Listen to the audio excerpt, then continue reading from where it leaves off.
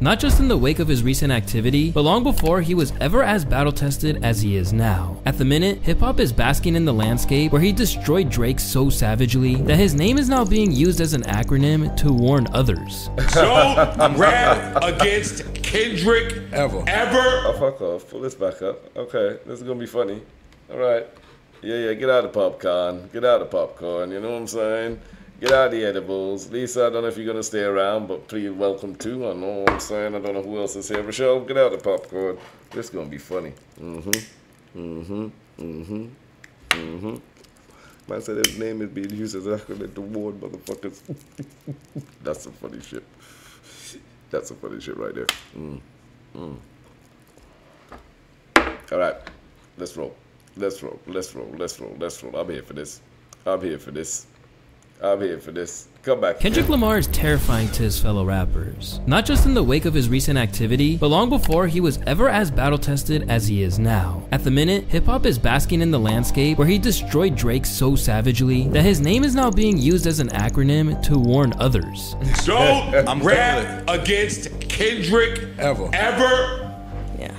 You didn't sit home with the fucking BlackBerry or the bum composition book and write acronyms for your own fucking name. I might have to go get a shot. I got some honey tequila there. I might have to go get a shot for this one, you know? But while Drake's defeat at K-Dot's hands has proven exactly why so few have gone at Kendrick over the years, what is it that makes his reputation so fierce in the first place? Well, there's actually a variety of factors that made it clear to the whole world that Kendrick wasn't a man to trifle with. My name is Luesta, and this is why rappers are scared of Kendrick Lamar.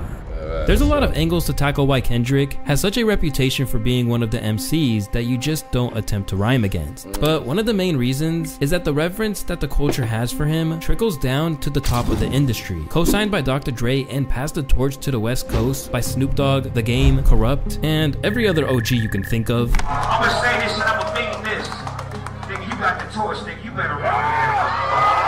Even the legendary Eminem once thought that his pen game couldn't possibly live up to the hype. The thing with M was crazy to me, he kicks everybody out the studio. I took it as him kicking everybody out to see if that's really you writing the raps that you're writing.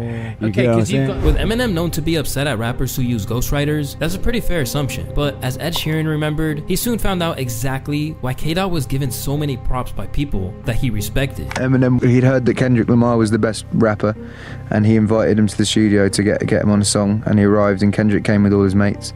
And Eminem said, I just want you in the studio, just you on your own. And then my engineer's going to come in and then record you doing it, but your mates aren't allowed in.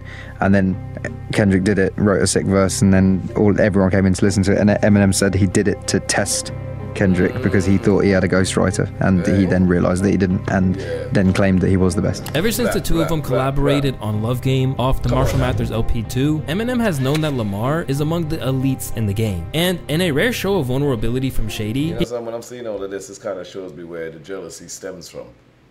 This goes back from all the top lyricists, the legends, putting respect on Kendrick Lamar, and Drake never got any. So you can see where this really started from. He was not recognized, and he never let it go. You know what I'm saying? He suggested that he would think twice about coming for Kendrick. It's the same thing if I getting on the track with Kendrick. I can never tell what the fuck he's gonna do, right? Because he is such a chameleon of styles, and he can fucking do pretty much anything, right? And he's so proficient at it, he's so good at it, and you don't know what you're gonna get. That to me is like a top tier lyricist, because it's like you can get your ass kicked any day. Besides overshadowing rappers on features, K-Dot never had to square off with other MCs in the same way that Shady had to in his career. But he always insisted that he had it in him to tear a rapper to shreds, even after he became a mainstream star. His entire Section 80 campaign basically revolved around the claim that he would kill your favorite rapper. Then, on Damn's Element, he issued a warning that all they had to do was say his name and they'll see Candyman. Then, after winning a Pulitzer Prize, he let his colleagues know what time it was on Rich Spirit, where he told them to stop playing with him before he turns you into a song. Stop playing with me before I turn you to a song. Now, in the wake of Aubrey's demolition, I'm gonna have to go and pull up some old Kendrick albums and do some album reactions this week. That's what I'm gonna do this week, you know. We'll pull out some old Kendrick albums and stuff and do some whole album reactions and post them up.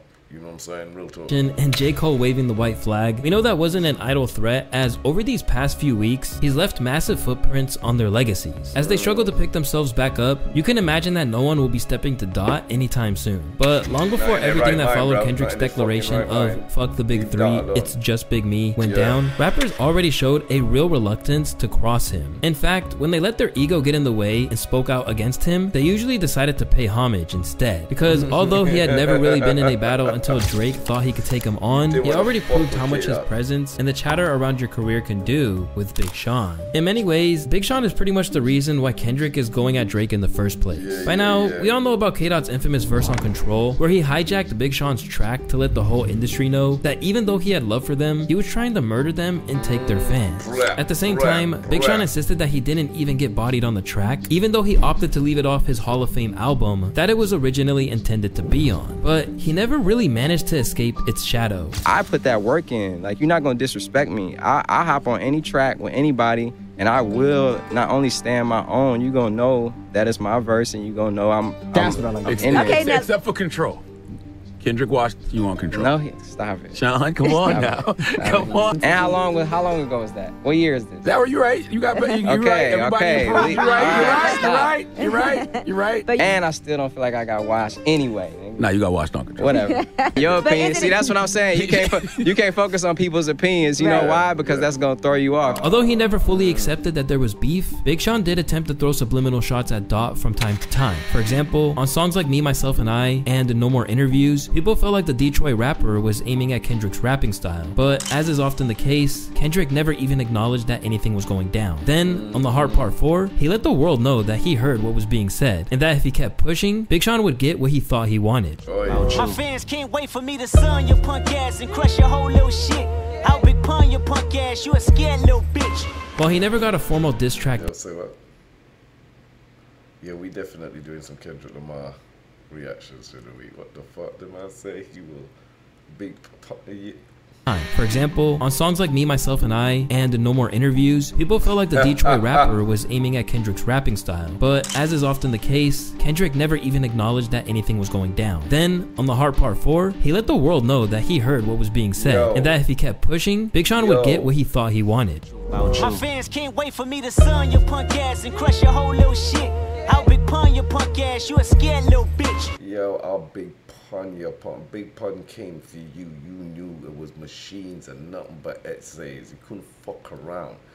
Bruh, so you're trying to tell me y'all had warning that Kendrick was a crazy motherfucker from way back, and y'all still went and pushed this crazy motherfucker's buttons. Went and woke up the boogeyman.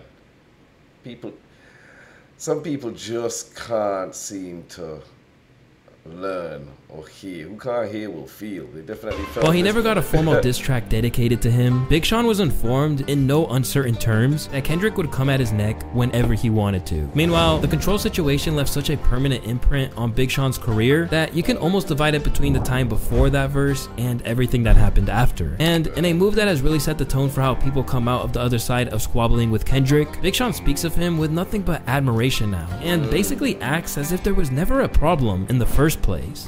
The whole Big Sean Kendrick beef was going on. It was something I wish I would have spoke up about because there was nothing. So then I remember going online and seeing like, oh, is he talking about Kendrick? Because I'm talking about people who rap fast. I wasn't beefing with nobody. Insisting that he didn't want any problems, Big Sean still had to acknowledge that the whole thing has haunted him for years. And in every verse I do, people be like, oh, is this a response? Is this a response? And I'm like, that's a troll. It's like, damn, I can't even show no aggression. People think it's a damn response. It got to a point where somehow it was just a weird tension between me and him, even though it was already said it wasn't no beef because people made it that way, right? Although Big Sean probably got the raw end of the deal out of Control, there was another man on the track who goes by the name of Jay Electronica. And although he was regarded as one of the world's greatest MCs at the time, he didn't escape unscathed either. Basically, Jay Elect didn't appreciate the fact that people were saying Kendrick beat him on the track. In fact, he said that Dot was envious of him. Kendrick will body you. Look, you couldn't pay Kendrick $1 million. Kendrick wouldn't tell you. Kendrick could tell you himself he couldn't body me. Kendrick, look, Kendrick is my son. Kendrick is my baby. Kendrick wishes that he could be me. Followed up with his verse on The Curse of Mayweather, where he rapped, he got 11 Grammy nominations, y'all not equal, man fuck these white people, which refers to the amount of Grammys Kendrick won at the time. He followed it up with, my grandmother died at 82 scrubbing floors, and rappers still running around begging for awards. J-Elec looked like he was practically begging for problems. Then, from out of nowhere, he seemed to have a change of heart and was giving Dot his flowers all of a sudden. Lastly, peace to K-Dot and TDE, because regardless to whom or what, we're brothers fighting the same energy. Forgive my past energy. Although it's unclear what made him switch up like that, Jay... Yeah, somebody tapped his shoulder and went, yo fam, you need to pull back everything you've been saying. You fuck around with the wrong guy. Whether it was that West Coast kind of influence or whatever, but somebody kind of just tapped in. Who was Jay? Who was Jay Electronic endorsed by? Was it Jay-Z? I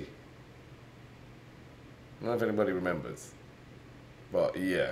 Like many rappers we're going to discuss, was another man who folded on Dot when he was put to the test. For the most part, hip-hop's response to Kendrick's name drops on Control not only laid the groundwork for the Drake beef, but it also set the precedent for how rappers would tiptoe around him. At the time, there were tons of responses to Control, but they all seemed like they were carefully towing the line as to not go too far. For example, after feeling angered that Slaughterhouse were left out of the shoutouts, one of the group's members, Joel Ortiz, responded with the vicious track titled Out of Control, where he let Kendrick have it. And you the king of New York, little homie, you ain't the king of New York, you the next thing on my fork. Yeah, this was a big tune, and I like Joel Ortiz from Slaughterhouse. This Kendrick opened the gates for hip hop after Control because hip hop was dead. Hip hop was dead. Everybody came out and was jumping on this beat, and it was all sportsmanship between rappers. You know what I'm saying? So. You remember that strap, bro. Joel Ortiz killed. For example, after feeling angered that Slaughterhouse were left out of the shoutouts, one of the group's members, Joel Ortiz, responded with the vicious track titled Out of Control, where he let Kendrick have it. And you the king of New York, little homie, you ain't the king of New York, you the next thing on my fork. But later on, he would do an interview with Vibe and say that he was actually saluting Kendrick for the most part. As for the notoriously fearless Joe Budden, he was hosting a live stream for the response track only to opt out and not release it. Amid responses from Papoose and others, Kendrick remained so calm about the whole thing that it would be impossible for it to not strike fear in their hearts. How you feeling about all the comebacks lately from your Control verse? You gotta try harder. So when they all backed down, it really made the whole culture realize that Lamar was to be treated with respect. Basically, there's always a caveat when it comes to K-Dot slander, rather than anyone really coming for his neck. I mean, just look at what happened to French Montana when he attempted to diss him. Over the years, French has had a few things to say about Kendrick. First off, he claimed that he was being pushed by the industry. Why you think Kendrick sells more than like street rappers? Cause they position him like how they did in the Grammys as the new music. Well, I don't feel like that's, you know, it's not that it's not the right thing to do, but I just feel like you see, it was like the whole thing was like Kendrick night. Then, more ridiculously, he said that he had more hits than him, only to be clowned relentlessly by the internet. If we're just talking about anthems, me versus Kendrick hit for hit, I believe I can go neck to neck. I've been making hits for a long time. I love Kendrick. That's not just for Kendrick, that's for anybody they put in front of me. However, not everyone agreed with this. I mean, even other rappers hopped on the bandwagon to mock him for it. Stupid ass nigga say he got more hits than Kendrick Lamar. Oh shit. Fool. Yo fam, is that Young Thug here sticking up for K-Dot, bro? Yeah, Thug a real one, man. Fuck around. Free Thug, man. Free Thug. Thug a real one, man. The Thug, you're laughing. You're French. Yeah, Thug got laugh. Yeah, that's real shit. I just feel like you see, it was like the whole thing was like Kendrick night. Then, more ridiculously, he said that he had more hits than him, only to be clowned relentlessly by the internet. If we're just talking about anthems, me versus Kendrick hit for hit, I believe I can go neck to neck. I've been making hits for a long time. I love Kendrick. That's not just for Kendrick, that's for anybody they put in front of me. However, not everyone agreed with this. I mean, even other rappers hopped on the bandwagon to mock him for it. Stupid ass nigga say he got more hits than Kendrick Lamar. Fool. The man said he got more hits than me and Kendrick. Bro, your junk ass ain't got more hits than no motherfucking Kendrick, and you ain't damn sure ain't got more hits or anthems than me. You smoke hard. Why you tripping? You know, real dope. But while he had smoke for Thug and engaged in a war of words with him over it, French Montana never tried to provoke K-Dot any further. And now, just like everyone else, French has since basically apologized for even thinking he could mess with him and said he was just in his feelings at the time. I was just heated I ain't win a Grammy for Unforgettable. That's what it was? Yeah, but Kendrick is my dog. But just that one day at the interview, I was just so heated that I ain't win, and he was the winner. And I was just like, yo.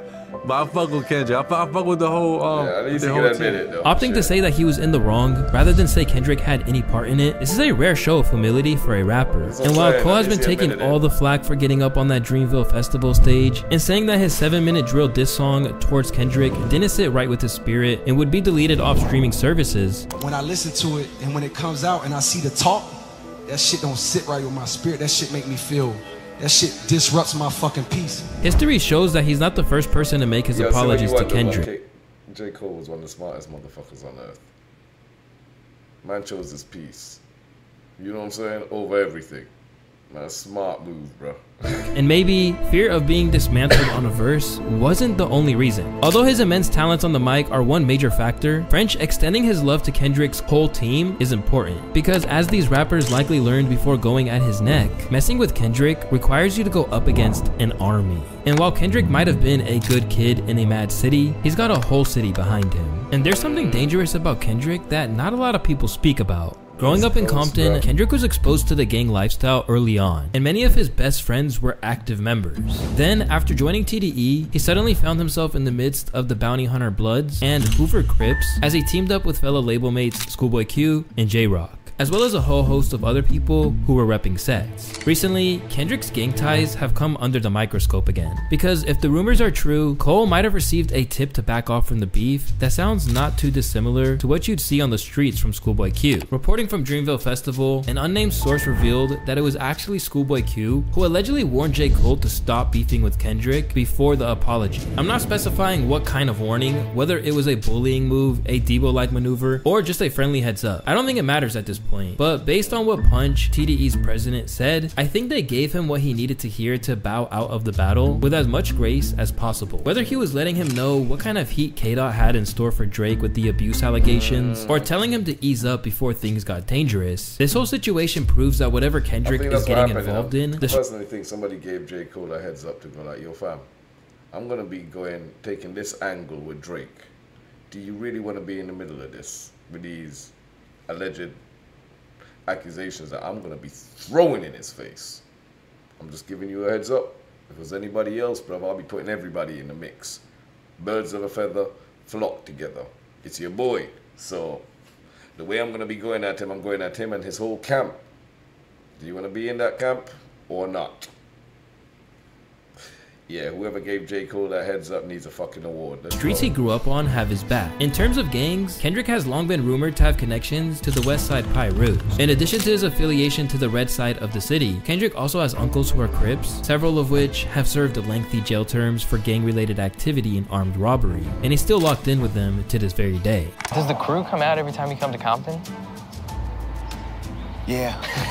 As a result of his connections, as well as old pictures of Kendrick dressed in red, Drake's recent assessment that he isn't affiliated to a set on his new track Family Matters has been ridiculed by people from Compton, while at the same time respecting Kendrick's desire to withhold that from becoming a big part of his identity. Drake says you don't bang a set, and he says the game bangs a set, even Chris Brown bangs a set. He just don't know Kendrick. That's what I'm saying. Has Kendrick renounced his hood affiliation at a certain point? Kendrick just don't be private and so like priding himself off of his gang culture. So I guess people think that he a non-affiliate. I don't know if we posted, but you know, hey. But obviously, like the fact is Kendrick severely downplays gang affiliations. The push-ups was in his hood, wasn't they? The push-ups that you talk about, they at the park. Once again, the clues for Cali having his back have all been there in the music. On Section 80's Poor Man Dreams, Kendrick has a line where he says, The city got my back, before that I give them my torso. You think about it. Basically, what he's saying here is that he can say things with his chest because he knows that he has the city behind him. And when you look close at those videos of Not Like Us going off in the club, he should definitely feel more confident in that than ever. Thank you, Rochelle, man. We here. We here. It's good to know somebody is still inside here with me. I don't know why. I put a chat over here. Yeah, they put the chat over here. Yeah, we good. But yeah, I do like these. I mean, this is what I'll be doing, like, when I'm not watching whatever. I'll put this on my TV, and then I'm like, well, I should just go live and watch it in live. I could post it up. I'll be watching it anyways, you know what I'm saying? But while this could be taken literally for the whole state of California, that line may contain allusions to his gang ties. In an interview from back in the day, Snoop Dogg went into more detail about this. Yeah. It's just that he's a nice guy, so they have a problem with it because he doesn't have a gangster approach. But let me let y'all know, he got 100,000 motherfucking gangsters with him. So y'all better watch what y'all say. You understand what I'm saying? Keep it hip-hop, because that's what he did. He kept it all hip-hop. In spite of the fact that Kendrick hasn't ever definitively said he was a gangbanger, what we do know is that there are times in his life where he Snoop but while this could be taken literally for the whole state of California, that line may contain allusions to his gang ties. In an interview from back in the day, Snoop Dogg went into more detail about this. It's just Keep it hip-hop, boy. He's a Keep nice it hip-hop, boy. So they have a problem with it because he doesn't have a gangster approach. But let me let y'all know, he got 100,000 motherfucking gangsters with him. So y'all better watch what y'all say. You understand what I'm saying? Keep it hip-hop, because that's what he did. He kept it all hip-hop. In spite of the fact that Kendrick hasn't ever definitively said he was a gangbanger, what we do know is that there are times in his life where he moved like one. Back in the day, Dot tried to intimidate AD of the No Jumper podcast and Back on Fig because Kendrick thought he was from a rival neighborhood. Hey, you want to know a crazy thing about Kendrick, bro? My first encounter with him, he thought I was somebody else, bro. He low-key tried to press me. Who? Kendrick Lamar. Who do you think you were? Gorilla He Black? from a different hood. I guess some niggas jumped him back in the day. And I came to the studio and he was mad. He was like, hey, you from Almond Block? And I was like, nah, but he was hot. You banged on him back? Where's Almond Block? No, Almond Block is another hood in Compton. And I was like, nah, I ain't from Almond Block. He thought you were lying. And he was like, you is from Almond Block. I'm like, nah, I ain't from Almond Block, I'm over here. He was like, all right. And then we was cool after that. But he he was say, mad oh, though. all right. No, he was mad. Yeah, he was mad. Like if I was from Almond Block, he would have got his get back on me that day. From the gang members which regularly appear in his music videos, the musical appears like mustard, proving that they'll throw away any other. If I was from that block, he would have gotten his get back that day. In other words, Kendrick is about that, bro. In short, Kendrick is about that. That's a big man there. Like, yo, fam, I might not have made it out of there that day if I was that person. Relationship to ride for his Cali comrade. Dot's status as king of the West Coast and everything that entails it would make anyone think twice before coming at him. But while there was speculation that Kendrick wasn't to be taken lightly, it's safe to say that this Drake battle has made that crystal clear. Although OVO stands like Maul or academics may argue otherwise, there's no denying that Kendrick washed Drake. Bearing the music itself, the fact that he overthrew Drake's record for the highest streams for a rap song in a day with a track where he calls him a sex offender, it's just diabolical. Now, fans are waking up to the fact that he just wasn't to be messed with. I knew Kendrick Lamar was a dude that needed to be left alone when that video of him doing burpees in a parking lot while listening to oldies dropped. Something is clearly wrong with him. Look at this fucking psychopath.